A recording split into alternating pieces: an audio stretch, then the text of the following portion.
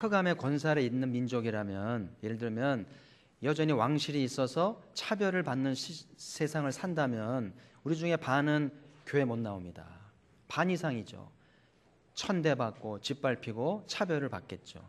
이 나라가 공산화가 되었더라면 신앙의 자유 다 까먹고요, 무신론의 억압을 당하며 살았겠죠. 여전히 이 나라가 도탄에 빠져서 가난을 면치 못했다면 얼마나 빌어먹는 나라가 됐겠어요. 그래서 여러분, 예수님이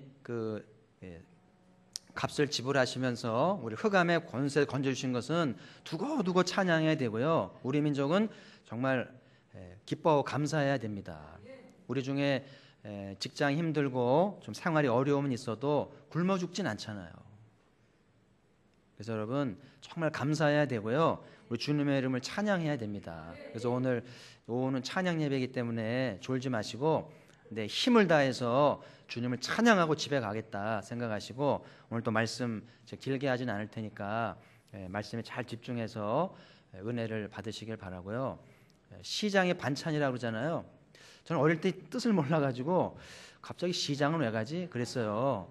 시장 가면 반찬이 있지 그러는데 그 시장이 아니고 꼬르륵 시장인 거예요. 배가 고프면 반찬 투정하지 않고요, 밥알 쉬지 않습니다. 이것들이 배가 부르니까 반찬 투정하고 밥맛이 어떻고 막 그런 거 아니에요? 우리 말씀을 들을 때도 여러분의 영혼이 시장해야 돼요. 그러니까 배고픈 걸 모르니까 반찬 투정하고 설교에 비평을 하는 거예요. 그래서 여러분, 우리 영혼의 굶주림으로 다 씹어 삼키시고요, 여러분 영혼의 건강이 되도록, 그리고 하나님이 갈 길을 밝히 보이시는 양식 되기를 소망합니다. 설교가 너무나 많아서 걱정해요. 홍수 때 먹을 물 없다고요. 오늘날 너무 성경책도 많고 방송도 많고 설교가 많으니까 귀한 걸 몰라요. 오늘만 날인가 그러면서 그냥 하니까 정작 들어야 할 생수의 말씀을 듣지 못하니까 여전히 방황하고 실수를 반복하면서 살지 않아요. 그래서 오늘 특별히 사상면 축제를 작정하고 오늘 또 이제 마음을 다지는 시간인데요, 오늘 사도행전 말씀을 통해서 말씀을 잘 들으시고요, 은혜를 받으시기 바랍니다. 오늘 16장을 잘 이해하려면 앞에 15장까지 이야기를 좀 이해를 하셔야 될 텐데, 간단히 정리하면 그래요. 120명의 제자들이 예수님을 작별합니다. 부활하신 주님이 이제 하늘나라로 승천하시는데 예수님과 작별을 하죠. 그때 보자. 그러면서 이제 약속하신 성령님을 사모하면서 120명이 마가의 다락방에 모여서 열흘 동안 전심으로 기도합니다. 밥도 안 먹었겠죠. 열심히 기도해서 오순절 성령 강림절 날 120명이 다 성령님으로 충만해져서 방언을 말하고 하나님의 생일을 말하면서 은혜를 받습니다. 다 새 사람으로 거듭나게 돼요. 그러면서 교회가 탄생이 된 거예요. 그래서 이 120명이 중심이 돼서 이제 토익교회가 탄생이 되면서 사도들이 복음을 전하니까 많은 사람이 교회로 돌아오는데요, 어마어마하게 돌아옵니다. 막 3,000명씩 5,000명씩. 그러니까 예루살렘의 기득권 유대인들이 두려워할 만큼 세력화가 돼버린 거예요. 그런데 얼마 가지 않아서 핍박이 일어납니다. 하나님도 무심하시죠. 그리고 교회가 부흥하고 은혜를 받는데 교회 핍박이 와가지고 쫓겨나고 직장 잃고 그러면서 막 흩어지기 시작을 한 거예요. 얼마나 힘들겠어요. 그래도 그 와중에 죽는 사람도 있고 병 걸린 사람도 있었겠습니다만은, 놀랍게도 핍박 흩어진 성도들이 안디옥까지 가가지고 교회를 세웠어요. 그 교회가 안디옥 교회죠. 안디옥 교회가 탄생이 된 거예요. 그래서 예루살렘 교회가 너무 기쁜 나머지 바나바를 파견을 하죠. 그 교회를 돌아봐라. 그래서 지도자로 파견을 했는데 바나가 와보니까 너무 뜨거운 거예요. 왜냐하면 핍박 중에 세워졌기 때문에 목숨 걸고 기도하고요, 목숨 걸고 전도합니다. 그러니까 교회가 막 부흥을 하니까 바나바가 너무나 고무가 돼가지고 어떻게 될지 몰랐는데 하나님께서 사울이라는 청년을 불러와라. 하나님이 핍박의 와중에 사울이라는 청년을 회심시켜 놨거든요. 그래서 고향에 가서 근신하고 있는데 바나바로 하여금 그 친구를 데려다가 교회를 섬겨라. 그래서 바나바가 다소로 가서 사울이라는 청년을 만나서 같이 일해보자. 하나님이 당신을 회심시켜줬는지 뜻이 있을 텐데 우리 안디옥에 가서 사역하자 그래가지고 둘이 와가지고 안디옥 교회를 부흥을 시키는 가운데 이제 이 안디옥 교회가 두 사람을 선교사로 파송을 하자. 그게 13장의 이야기예요. 그래서 이 바나바와 바울이 일행을 데리고 선교 여행을 하는데 너무나 은혜를 많이 받고 준비된 영혼들을 만나면서 갈라디아 교회를 탄생시키죠. 그래서 사도 바울은 계속해서 이제 이 중앙아시아에 복음을 전하고 애를 쓰는 상황인데요. 한 구절을 좀 찾아보면 좋겠는데 14장 27절에 보면 사도행전 14장 27절 전부 찾아보세요. 14장 27절 다 같이 읽습니다. 시작. 그들이 이르러 교회를 모아 하나님이 함께 행하신 모든 일과 이방인들에게 믿음의 문을 여신 것을 보고하고. 아멘. 그래서 바나바와 바울이 중심이 돼서 중앙아시아에 복음을 전했는데 하나님이 행하신 모든 일, 하나님이 놀랍게 일하시는 거예요. 그러면서 이방인들에게 믿음의 문을 여셔서 복음을 영접하고 믿는 자들이 많아진 것을 보고하게 되는 이야기가 나와 있습니다. 그러면서 이제 선교팀이 또 새로운 출발을 위해 준비하는 중에 오늘 16장을 경험하게 된 거예요. 그래서 오늘 16장은 초대교회에 큰 변화가 일어난 전환점이 일어나는 것인데요.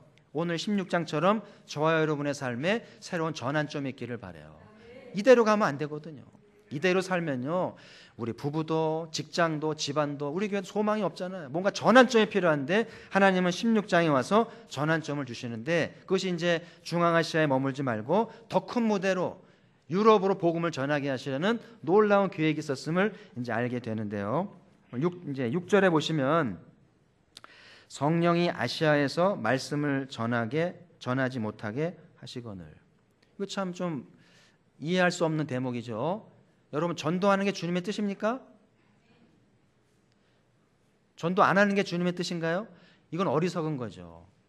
복음 전하는 건 주님의 뜻인 게 분명한데 왜 성령님이 전도를 못하게 합니다.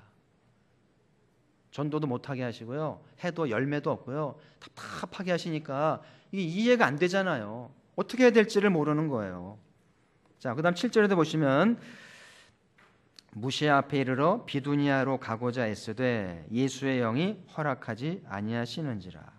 그래서 계속 사도는 1차 서행여행에 얻은 열매도 있고 제자들이 궁금하기 때문에 그들을 계속 밤낮에 찾아가서 이렇게 다져주고 신앙을 넣어주고 싶은데 애를 쓰는데 예수의 영이 허락하지 않습니다. 하지 말라는 거예요. 언제는 또 하라고 해놓고 전도하라고 해놓고 전도하지 말라는 거니까 어떻게 해야 됩니까? 얼마나 이 사도 바울이 답답했겠어요. 그죠?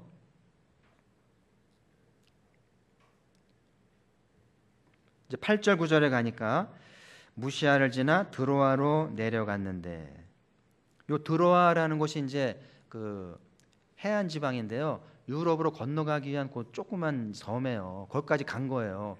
중앙아시아 끝까지 밀려간 건데요. 거기서 환상을 보는데 9절에 보면 밤에 환상이 바울에게 보이니 마게도냐 사람 하나가 서서 그에게 청하여 이르되 마게도냐로 건너와서 우리를 도우라 하거늘. 실제로 마게도냐라는 나라가 지금 있나요, 없나요? 들어보셨나요? 알렉산더 대왕이 어디 출신입니까? 여기 출신이고요. 물론 이제 정확한 요 지역은 아니지만 지금 마게도냐라는 나라가 있어요. 거기에 아주 볼거리가 많고요, 많은 관광객이 간다 그러는데, 하여튼 이 마게도냐라는 지역에서 사람이 환상 중에 나타나가지고 막 간절한 모습으로 이리로 건너와 도와달라고 막 손짓을 하는 것을 이제 사도가 본 거예요. 그러니까 6절, 7절, 8절에서 왜 성령님이 전도하지 못하게 하고 답답하게 했는지를 실마리가 풀리잖아요. 그죠? 왜 막으신 거예요? 그러니까 왜 아시아에 전도를 못하게 하고 열매가 없게 하신 거예요? 이 환상을 통해서 유럽으로 건너가게 하시려는 계획이 있었던 것을 미처 몰랐다는 것이죠. 10절에 보시면 바울이 환상을 보았을 때 우리가 곧 마게도냐로 떠나기를 힘쓰니 이는 하나님이 저 사람들에게 복음을 전하라고 우리를 부르신 줄로 인정함이로라. 그 사도 바울이 그동안 아시아의 사역에 대한 계획과 모든 내려놓고 이제 마게도냐로 건너가서 복음을 전하기로 작정하고 이제 떠나가는 그런 상황이 되는 것이죠. 그래서 여기 곧이라는 말, 내가 아무리 계획을 많이 세우고 준비를 많이 하고 돈을 많이 썼더라도 하나님이 그만둬라 그러면 다 내려놓고 딱 접고 떠날 줄 알아야 진짜 그리스도인이고 하나님의 위대한 일을 경험하게 되는데 많은 사람들이 미적미적대면서 때를 놓치는 거예요. 내가 얼마를 투자했는데 얼마나 공을 들였는데 그러면서 때를 놓치니까 하나님의 큰 일을 놓치면서 어려움을 당한다는 이야기죠. 그래서 오늘 먼저 생각할 것은 이 본문을 통해서 우리 하나님의 인도를 잘 받아야 되잖아요. 여러분 나름대로 직장일이 있고 집안일이 있고 아이들의 갈 길이 있고 우리 교회에 여러 가지 이제 그죠? 다 인도를 받아야 될 시점이 있는데 뭐가 주님의 뜻인가? 그래서 오늘 본문을 통해 깨닫는 것은 하나님이 막으실 때가 있다는 걸 알아야 돼요. 하는 일마다 안 됩니다. 사업도 안 되고 공부도 안 되고 사랑도 안 되고 교회도 안 되고 집안도 안 되고 다 안 되게 할 때가 있죠. 그러면 힘들잖아요. 그래서 교회를 떠날 수도 있고 하나님을 멀리할 수도 있는데요. 오늘 이 말씀을 통해서 이럴 때가 있었다고 그랬지. 그래서 어떤 일을 만나든지 하나님을 떠나면 안 돼요. 하나님이 막으실 때는 그만한 이유가 있고 더 좋은 거 주시려는 계획이 있다는 것을 딱 깨우쳐야 돼요. 그걸 알아야 이제 면장을 하든지 하나님께 쓰임을 받는 거죠. 그 헨리와 리차드 블랙 커피가 쓴 하나님 음성을 응답하는 사람에 보면 이런 이야기가 나오는데요. 그 존 하이드라고 하는 선교사가 인도에서 마을에 복음을 전하고 있는데요. 남자들은 복음을 잘 받는데 여자들이 복음을 안 받네. 듣지도 않고. 답답했는데 하루는 이 하이드가 너무 머리가 아파가지고 전도 갈 수가 없는, 다닐 수가 없으니까 그래서 그냥 그늘에 누워서 종일 아프기를 이제 낫기를 기다리고 있는데 나무에 누워 있으니까 여자들이 오는 거예요. 여자들이 와가지고 뭐 어디가 아프냐는 둥, 뭐 이해하기 좋다는 둥 막 섬기는 거예요. 그래서 그 여자들에게 빌어서 복음을 전하게 됐다는 거예요. 그래서 오늘 하이드가 말하기를 오늘 아침에 두통이 심했던 이유를 이제야 알았다. 두통이 없었다면 여자들을 주께로 인도할 수 없었을 것이다. 왜 하나님이 아프게 하실까? 근데 아프게 하실 때는 또 그만한 이유가 있는데 여자들이 복음을 듣게 하시려고 두통까지 허락하셨다. 그런데 이런 얘기를 하는 거예요. 하나님이 한쪽 문을 닫으실 때에는 어딘가 다른 데에 효과적인 사역의 문을 여시기 위한 준비일 수 있다. 준비일 수 있다지 준비가 아니라는 걸 기억하시면서 절대 섣불르면 안 돼요. 여러분 중에도요, 목사님 음성 들었다는 거예요. 조심해야 됩니다. 그게 맞을 수도 있고 틀릴 수도 있잖아요. 그죠? 정말 맞는지는 두고 봐야 되는데 목회자를 통해서 말씀을 통해서 신앙의 선배를 통해 검증을 받아야 돼요. 어쨌든 하나님이 한쪽 길을 막으실 때는 다른 길을 여실 가능성이 많다는 걸 아시고 하나님께 머무르면서 하나님을 바라봐야 된다는 이야기죠. 두 번째 하나님 인도를 잘 받기 위해서는 하나님의 새로운 길을 받을 때까지 지금 하는 일을 절대 그만두면 안 되는 거예요. 위험천만합니다. 그러면 하나님 인도도 못 받고 하던 일도 그만두면서 완전히 진퇴양난이 되는 거예요. 오늘 사도 바울 보세요. 성령님이 막잖아요. 전도 못하게 하고 이상하게 전도도 안 되고 열매도 없고. 그런데 어떻게 했어요? 애쓰되라는 표현 나오죠. 몇 절에 나오나요? 7절에 애쓰되. 그러니까 안 되지만 힘들지만 사도는 하나님이 새로운 길을 보일 때까지는 계속 애쓰는 거예요. 안 돼도 하던 일을 꾸준히 하라는 거예요. 손을 놓고 하나님 뜻 찾지 말라는 거죠. 그래서 오늘 사도에게 배워야 될 점은 하나님이 구체적으로 인도하기 전까지는 지금 하던 일이 힘들고 답답하고 뭐 마음에 안 들어도 붙들고 있어야 된다는 것을 꼭 명심하기를 바라고요. 잘못하면 주님의 인도가 현실 도피가 됐기 때문에 그래요. 현실 도피가 될 수 있기 때문에. 말로는 주님의 인도를 위해서 그만뒀다 그러는데 알고 보니까 현실 도피야. 힘들거든요. 연봉도 마음에 안 들고 조직도 마음에 안 들고 알아주지도 않고 이러니까 그러고 있는데 주님이 막으신다는 거예요. 그러니까 그만둬 버릴 수 있는 현상이 생기기 때문에 굉장히 위험할 수 있다는 거죠. 그래서 하나님의 인도하심을 받는 것이 자기의 길에 도피하기 위한 뭐 결혼이나 해버릴까? 이런 거 있잖아요. 그러면 절대 안 됩니다. 똑같아요. 사람은 달라지지 않아요. 그래서 하나님이 새로운 길을 인도하실 때까지는 지금 주어진 삶을 성실하게 하는 것이 매우 중요하다. 세 번째 중요한 거는 이제 하나님의 인도를 확인했을 경우에 이제 하나님이 환상을 통해서 새로운 길을 보여줬잖아요. 그렇게 했을 적에 미루지 말고 결단해야 된다는 것이죠. 그래서 오늘 사도 바울이 곧 떠나기를 힘썼다는 거예요. 여기 곧이라는 말 속에는 많은 희생이 따릅니다. 해오던 게 있고 투자한 게 있고 이렇게 심어둔 게 있기 때문에 이걸 포기한다고 하는 것은 얼마나 손실이 많은지 몰라요. 근데 하나님 더 큰 계획을 위해서 결단할 수 있다는 말이죠. 그래서 오늘 이 세 가지 인도받는 것을 여러분이 기억하면서 여러분 생활 속에 잘 적용하시길 바라고요. 나는 지금 어느 상황에 있는지, 내가 지금 하는 일이 잘 안 돼서 하나님 막으시는 건지, 아니면 하나님이 새로운 어떤 것들을 봐야 될 시점인지, 아니면 뭔가 결단해야 할 시점인지 잘 판단하셔서 인도를 잘 받으시기를 바라고요. 그래서 오늘 우리가 이제 묵상해야 할 주제 말씀이 9절에 보면 이리로 와서 우리를 도우라, 건너와서 우리를 도우라. 한번 따합시다. 건너와서 우리를 도우라. 이게 이제 성령님이 막으신 이유고 하나님이 성령님을 통해 하시고자 하는 놀라운 계획인 거예요. 그래서 우리 가포교회가 저 여러분의 인생이 이런 비전을 볼 줄 알아야 돼요. 이리로 건너와서 어디로 건너가란 말인가, 뭘 도우란 말인가, 이거를 정확하게 해야 되는 것이고요. 그래서 저는 요 이제 말씀을 드린 기억이 납니다만은 요 오늘 사도 바울이 본 귀한 체험이 유럽 선교를 위한 하나님의 프로젝트인 거예요. 프로젝트. 열방 구원을 향한, 유럽을 향한 놀라운 계획을 이제 보여준 것이죠. 그래서 왜 하나님이 아시아 사역을 막으셨는지 비로소 실마리가 풀리는 거예요. 사진 한 장을 보여드릴게요. 사진 한 장을 보시면 마치 배에 그냥 개미떼가 붙어 있는 것 같죠. 저게 다 사람입니다. 저게 무슨 배인 것 같아요? 어디로 가는 배 같습니까? 저기 오래된 사진인데요.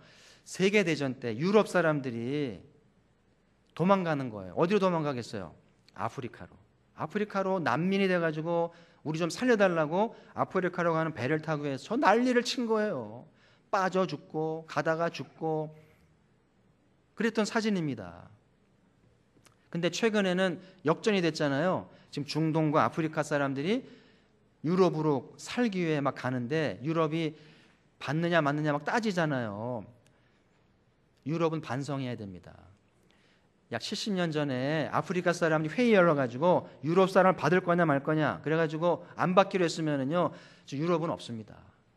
그래도 아프리카 사람이 착해가지고 그 사람들을 받아줬기 때문에 유럽에 다시 전쟁이 끝나고 재기가 되고 희망을 본 거잖아요. 저는 저 사진을 보면서 사람 일을 알 수가 없구나. 도움을 받아야 할 때도 있고 도움을 줘야 할 때도 있고, 도움을 줘야 할 때 주지 않으면요 내가 도움받을 때 사람이 돕지 않습니다. 그렇잖아요? 심은 대로 거두는 거잖아요. 결혼식이든 장례식이든 그렇더라고요.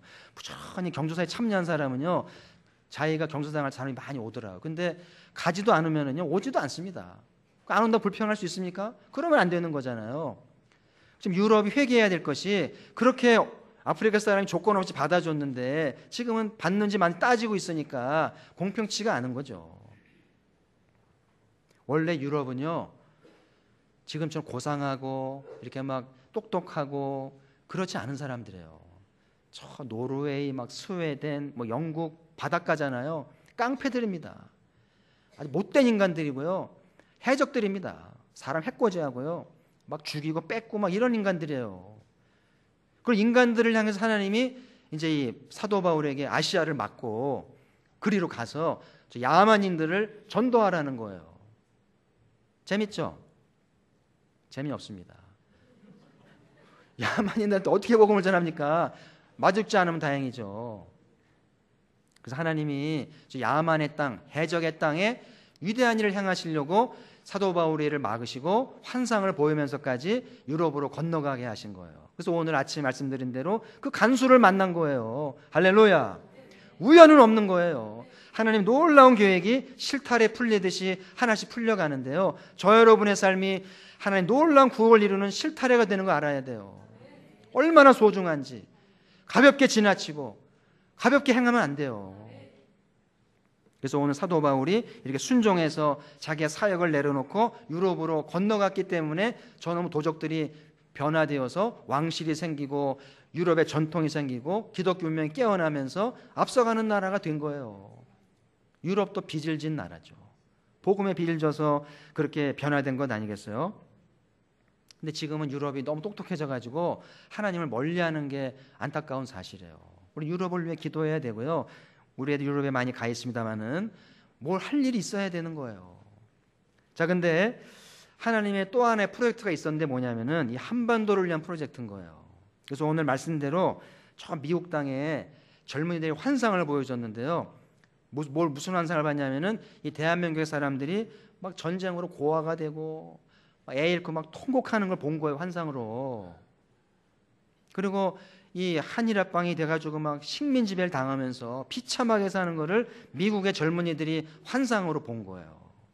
그래서 이 젊은이를 보고 나서는 밥맛이 없는 거예요. 공부를 왜 하는지를 모르겠는. 그래서 성령님의 뜻으로 알고 학업을 접고 그 탄탄하던 미래를 내려놓고 이 한반도로 와서 전쟁을 돕고 고아를 돕고 식민지를 도와서 이 나라가 이만큼 발전하는데 기여한 거예요. 누구나 부정할 수 없는 역사적인 사실입니다. 그래서 하나님이 미국의 젊은이들에게 환상을 통해서 한반도에 오지 않으면 안 되도록 하신 것이 얼마나 감사한 일인지. 그 존 브라운이라고 이제 여러분 기억나실 텐데, 존 브라운 목사님 호주 분이신데 제가 2009년도에 가서 뵙고 왔잖아요. 그분이 마산에서 사역하던 분이에요. 그럼 그분은 호주에서 왜 여기 왔냐면은 이분도 환상을 봤더라고요. 환상을 봤는데 다른 환상이 아니라 테레비를 본 거예요. 테레비를 보는데 6.25 전쟁 기사를 본 거예요. 테레비로 보니까 한국이 난립니다. 동족끼리 싸우고 막 아비규환이고 막 다리 끊어지고 막 죽고 막 이러는데요. 이 존 브라운 목사가 젊을 때 저거 보고 그 테레비의 뉴스가 성령님의 환상으로 본 거예요. 아, 성령님이 한반도로 가라고 하시나 보다. 그래가지고 아내를 설득해가지고 여기 마산에 왔잖아요. 와가지고 여기서 복음을 전하면서 아이들에게 복음을 가르치고 그 제자들 중에 그 유명한 두레마을의 김준영 목사도 있다고 그러고요. 그렇게 일하다가 돌아간 거예요. 호주. 그래서 제가 가서 뵀더니 지금 한국말을 잘하시고 호주 120주년 기념으로 우리나라에 와가지고 설교하시는데요. 너무 한국말 설교 잘하시는 거예요.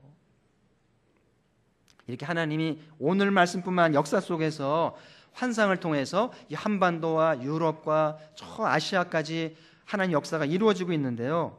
환상을 본 자들이 복음에 순종해서 역사를 만들어 가는 것이죠. 그들이 환상을 보고 순종하지 않았더라면, 오늘 사도 바울이 이 환상을 보고 없는 걸로 쳤더라면 아무리 누가 뭘 할 사람 없죠. 그렇잖아요? 그러면 하나님의 역사는 달라졌겠죠. 그래서 여러분, 가포교회가 하나님 역사를 이루는 교회가 되려면 하나님 환상도 보여줘야 되겠지만 순종하겠는가? 하나님 영광을 위해 기꺼이 자신을 드리겠는가? 우리나라는 누가 뭐래도 빚을 진 나라예요. 돈의 빚을 진 게 아니라 복음의 빚을 진 거죠. 제가 말씀드렸잖아요. 그 한국의 교회 역사가가 연구했는데요. 그 선교사들이, 우리나라에 온 선교사들이 공부 못한 애들이 아니라 저 뭐 아이비리그의 아이들인 거예요. 예일대, 하버드, 캠브리지 아이들인 거예요. 똑똑한 애들이, 그 전도가 유망한 애들이 여기 온 것이 한국이 럭키하다는 거예요. 똑똑하니까 일도 잘하고 야무지게 일하니까 한국 교회가 부흥했다는 겁니다. 그래서 저는 한국 교회도요, 똑똑한 애들을 보냈으면 좋겠어요. 그렇다고 뭐 학벌 따지자는 건 아닌데, 이왕이면 똑똑한 애들, 야무진 애들을 보내서 열방을 살리면 얼마나 좋을까. 그래서 우리가 우리 아이들을 좋은 대학 보낼 이유가 여기 있는 거예요. 지금 우리가 이 환상을 봐야 될 때예요. 지금 열방이 우리를 도우라고 아우성치고 아비규환하는 상황이 많이, 우리는 이거를 무시하고 보지 않으면 하나님께서 어떻게 하실까? 사도 바울이 그러잖아요. 내가 복음을 전하지 않으면 화가 미칠 것이다. 여러분, 사도 바울은요, 개종하기 전에 못되게 했잖아요. 그런 인간을 사도로 만들었는데 순종하지 않는다. 그러면 어떻게 하시라고 했다, 하나님이? 너도 당해봐라 이거죠. 이 말은 말 그대로 사도가 복음을 전하지 않으면 화를 받는 거예요.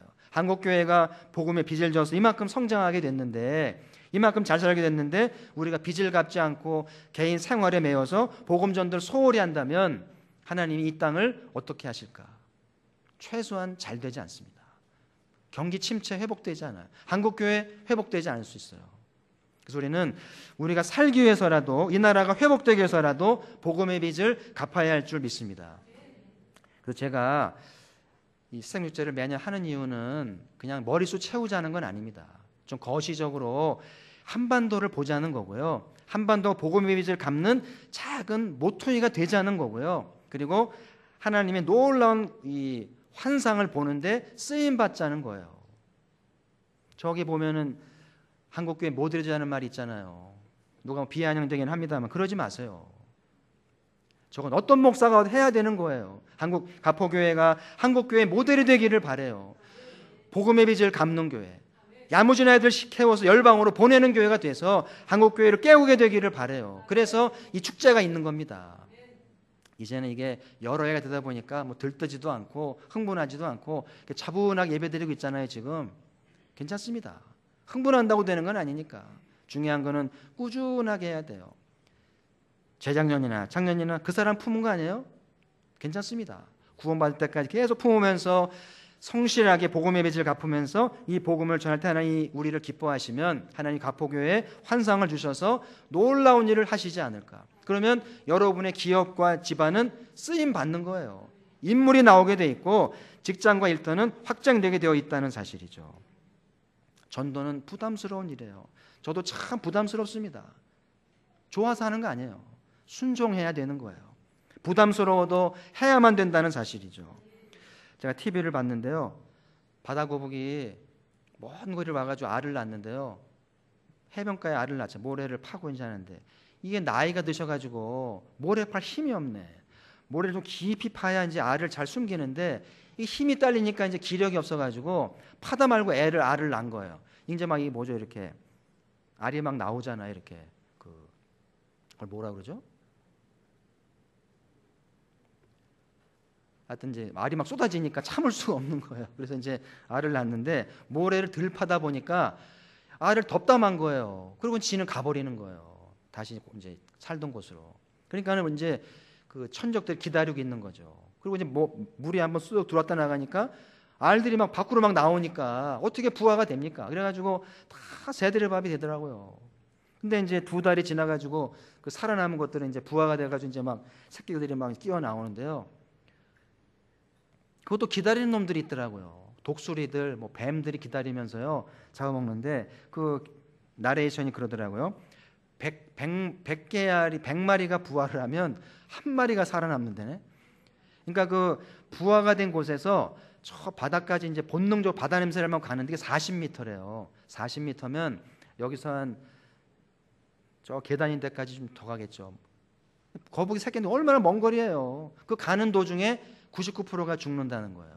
그러니까 300개의 알을 낳으면 한 3마리가 살고 400개를 낳으면 4마리가 사니까 참 생존이 어려운 거예요. 하나님의 섭리가 뭔지는 모르지만 하여튼 살아있는다는 게 얼마나 기가 막힌 건지 저는 이 장면을 보면서 이 신마산에 십수만의 인구들이 있는데 예수님의 복음을 듣고 흑암의 권세에서 건지심 받은 사람이 얼마나 될까? 1%나 될까? 정말 어렵습니다. 더군다나 이 마산은 전국에서 제일 복음화율이 낮은 도시고요. 복음을 제일 받지 않는 도시니까 100명 전하면 3명 받을까 말까요. 어려운 일입니다.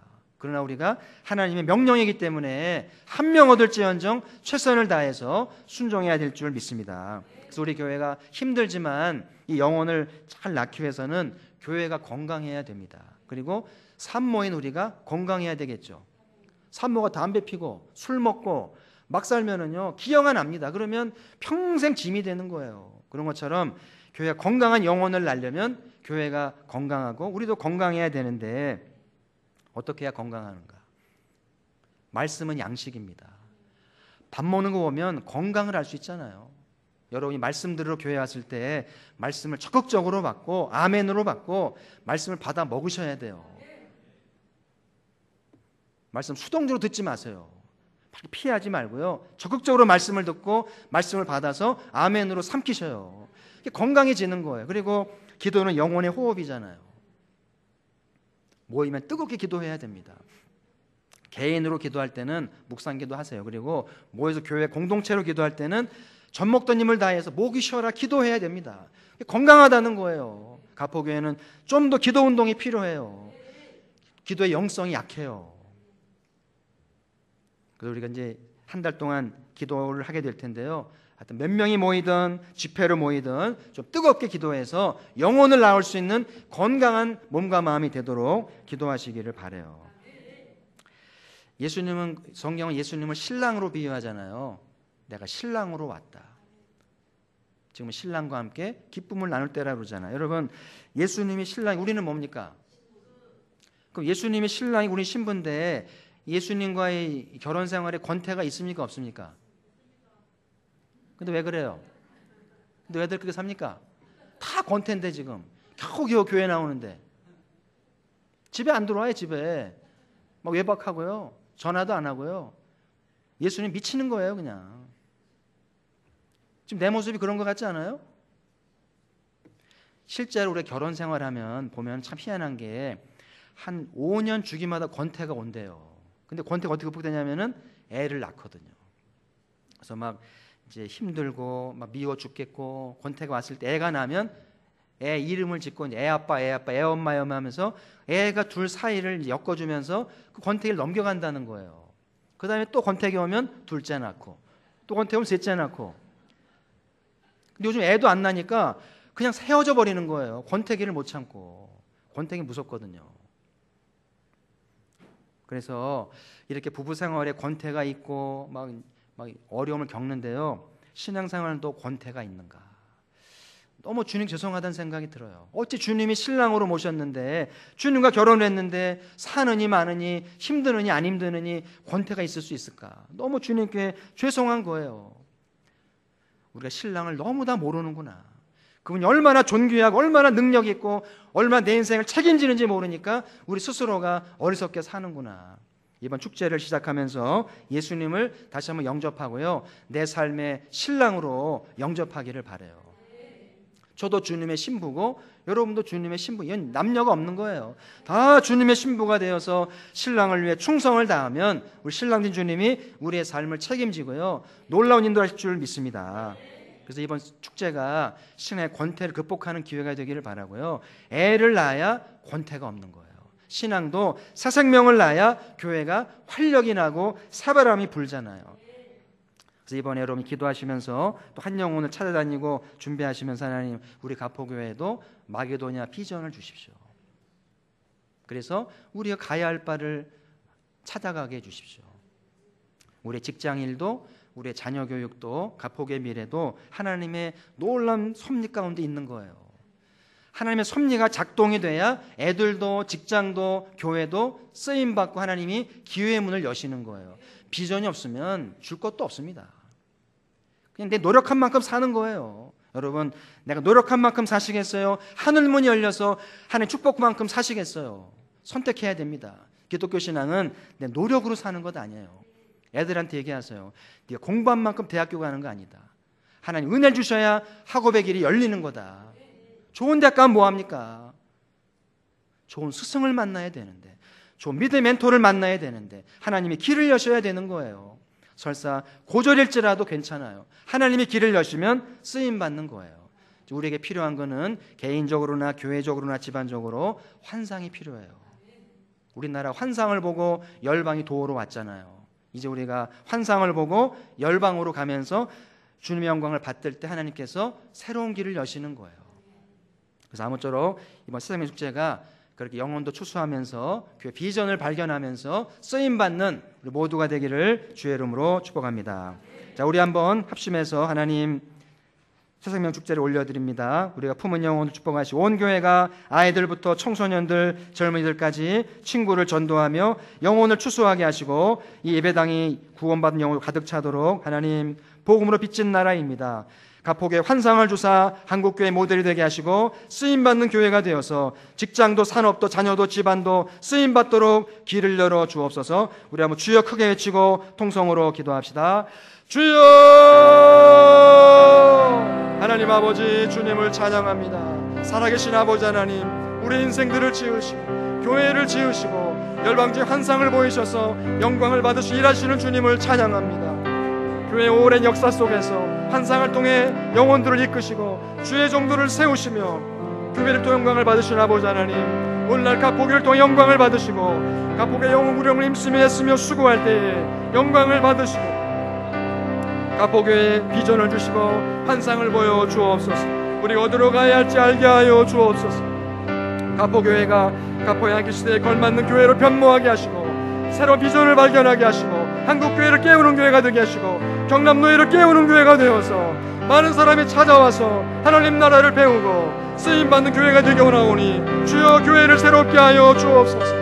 영혼을 추수하는 일이 흐지부지 되지 않게 하시고 가볍게 치유되지 않게 하시고 삶의 우선순위가 되게 하시고 영혼이 건강해야 되겠으니 말씀의 자리로 기도의 자리로 성도의 교제가 넘치게 하시고 힘을 합하여 복음을 전하게 하사 준비된 영혼들 만나게 해 주옵소서. 복음의 문을 열어 주옵소서. 주여 이 마산의 복음의 문을 열어 주옵소서. 저들이 우리의 복음을 듣게 하시고 주 앞으로 나오도록 인도해 주옵소서. 이 강단의 복음으로 충만케 하사 흘러넘치게 하여 주옵소서. 오늘 간수와 같이 삶의 이유를 못 찾고 절망하는 이웃들을 주 앞 인도와의 복음을 듣게 오나옵나니 주여 우리에게 의를 베풀어 주옵소서. 이 일을 허락하여 주시옵소서. 갑보교회가 열방을 품고 나아가오니 나는 영광을 위하여 쓰임받게 오나오니 우리 직장을 주 앞에 드립니다. 영광을 받아 주옵소서. 우리 자녀들 사용하여 주옵소서. 우리 남은 생애를 또 영광을 받아 주시옵소서. 하나님 영광을 받으시고 표적 있는 신앙이 되게 하시고 간증과 증거가 있는 신앙이 되게 하시고 하나님 신앙의 권태가 어찌 있겠습니까? 주님이 나를 그렇게 사랑하시며 값을 지불하셨는데 어찌 주님 앞에 권태가 있다고 말하겠습니까? 우리를 용서하여 주옵소서. 주님을 영접하게 하시고 주님을 따르게 하시고 주님을 배우게 하시고 주님이 얼마나 놀라우신 분인지 얼마나 살아계 역사하시는지 우리의 삶을 인도하시며 예수님의 성령으로 인도하시는지 깨달아 알게 해주사 더 주님을 가까이 하며 더 주님을 사모하며 주님을 기쁘시게 함으로 사랑받는 신부가 되게 하시고 칭찬받는 신부가 되어서 말씀하신 대로 칭찬받고 주인의 즐거움에 참여하며 더 많은 것을 맡을 수 있는 아름다운 기업으로 응답해 주옵소서. 모든 임원들을 축복합니다. 모든 일꾼들을 축복합니다. 이 모양 저 모양으로 함께 힘을 합하여 수고하게 하시고 큰 열매가 있도록 응답하여 주옵소서. 방해하는 자가 없게 하시고 찬물 껴는 자가 없게 하시고 이를 비난하는 거나 방관하지 않게 하시고 아버지 영광에 참여하게 하시고 복음을 위하여 애쓰며 수고하며 함께 땀을 닦아주며 격려하며 수고할 수 있도록 함께하여 주옵소서. 하나님 아버지, 지난 20세기 동안 얼마나 하나님이 영광을 받으시고 일하셨는지 이렇게 프로젝트를 통해서 유럽을 구원하시고 아프리카와 아시아와 이 한반도를 구원하시기 위해 환상을 통해 젊은이들을 깨우시고 보내주시니 감사합니다. 이제 우리나라가 복음의 빚진 나라가 되었으니 이제 우리 갑포교회가 아버지가 준 환상을 보게 하시고 아버지의 복음을 위해 우리의 집안을 드리며 자녀들을 드리며 직장과 산업을 드리오니 마음껏 사용하여 주옵소서. 비록 경기는 어려움나 하나님 영광을 위해 쓰임받게 오나오니 하나님 영광을 받으신 대로 편상을 주신 대로 보내주시고 사용하여 주옵소서. 이번에 영혼 축제를 위해서 함께 뜻을 모아 애쓰며 수고할 때에 준비된 영혼들을 만나게 하시고 영혼의 축제가 있게 하시고